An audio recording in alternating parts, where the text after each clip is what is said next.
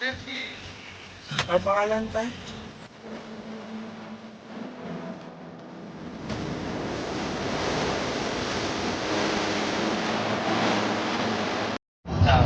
Ayan po, papunta na po kami sa aming gagawan na kortina po sa Maynila. Ayan po, para punta ron, talaga muna kami ng dyan sa gasolinahan para hindi naman kami mapusan ng gasolina. Ayan po, hindi po kami dyan. Ayan po, nakabiyahe na kami, pumunta na kami ng Putong Manila. Ayan po, napalapit na kami sa Pasay. Ayan po, diretso lang po kami. Yun, nakarating na po kami sa village para magpakabit at mag-estimate ng sukat ng kanilang kortina. Ayan po. Po.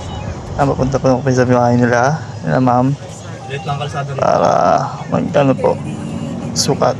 Mas laundry rin po ang kanilang kortina po para maging malinis na ang kanilang kortina po. Yan, nakakasaluyan yan. Hanap po namin ang kanilang bahay dyan sa village. Yan po.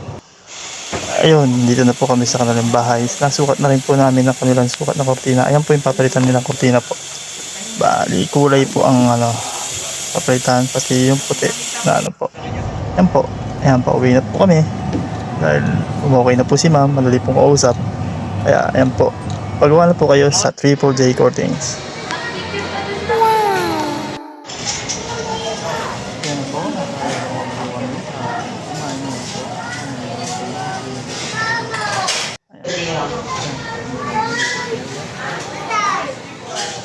Po.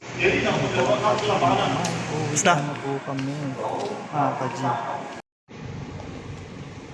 Ayan po, parating na po kami sa garahe. Ayan po. Order na po kayo sa Triple J Curtains. Legit po yan na gumagawa ng kortina. Ayan po, maraming salamat.